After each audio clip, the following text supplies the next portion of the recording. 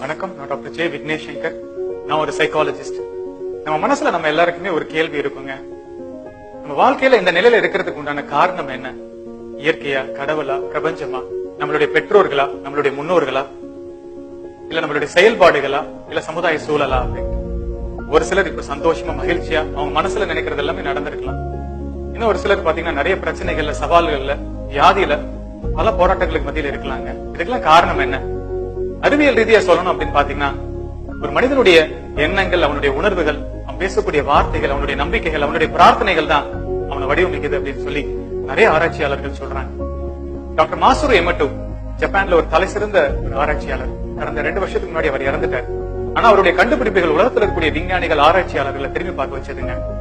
மனிதனுடைய எண்ணங்கள், அவனுடைய உணர்வுகள், அவனுடைய நம்பிக்கைகள், அவனுடைய பிரார்த்தனைகள், அவன் பேசுற வார்த்தைகள் அவனுடைய வாழ்க்கையை வடிவமைக்கிறதா அவர் ஆராய்ச்சி பூர்வமா நிரூபிச்சார். இதுக்கு தண்ணீரை அவர் ஒரு மிக முக்கியமான கருவியை பயன்படுத்தினார்.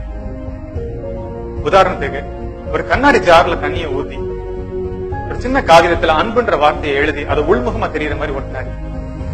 சில நிமிடங்கள் கழிச்சு அந்த தண்ணீரை அவர் உரைய வச்சு ஒரு ஸ்பெஷல் மைக்ரோஸ்கோப் வழியை பாக்குறப்ப அந்த தண்ணீருடைய மூலக்கூறுகள் அற்புதமான வடிவத்தை வெளிப்படுத்துச்சுங்க. அதே கண்ணாடி ஜார்ல அந்த அன்புங்கிற வார்த்தையை எடுத்துட்டு முட்டாள்ன்ற ஒரு வார்த்தையை அவர் எழுதி ஒட்டினார்.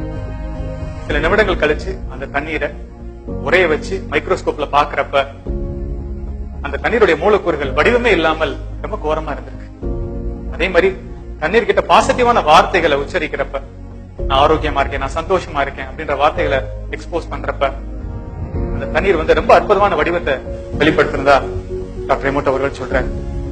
அதே மாதிரி ரொம்ப எதிர்மறையான வார்த்தைகள் தண்ணீருக்கு நம்ம எக்ஸ்போஸ் பண்றப்ப, நான் கவலையா இருக்கேன், நான் சோகமா இருக்கேன் அப்படின்ற வார்த்தைகளை தண்ணீருக்கு நம்ம எக்ஸ்போஸ் பண்ணி அந்த தண்ணீரை அவரு மைக்ரோஸ்கோப்ல பாக்குறப்ப பாத்தீங்கன்னா அது ரொம்ப ஒரு கோரமான வடிவத்தை வெளிப்படுத்தினதா டாக்டர் எமோட்டோ சொல்றாரு.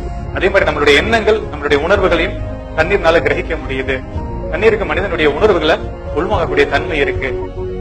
தண்ணீருக்கு உணர்வு நிலை இருக்கு அப்படின்ற மிக முக்கியமான ஒரு கண்டுபிடிப்பை டாக்டர் எமோட்டோ அவர்கள் கண்டுபிடிச்சார். ஜப்பான்ல ஃபியூஜிவரா அப்படின்ற ஒரு டேம் பாத்தீங்கன்னா ரொம்ப துர்நாற்றம் அடிச்சு, ரொம்ப மாசுபடிச்சு இருந்திருக்குங்க. அந்த தண்ணீர் சாம்பிள் எடுத்து டாக்டர் எமோட்டோ அவர்கள் உரைய வச்சு ஒரு மைக்ரோஸ்கோப்ல பாக்குறப்ப ரொம்ப கோரமான வடிவத்துல அது இருந்திருக்கு. நிறைய புத்த துறவிகள் அந்த இடத்துக்கு கூட்டிட்டு போய் டாக்டர் எமோட்டோ அவர்கள் என்ன பண்ணாருன்னா ஒரு மணி நேரம் பிரார்த்தனை, தியானம் பண்ணி அந்த தண்ணீரை எல்லாரும் ஆசீர்வதிச்சிருக்காங்க.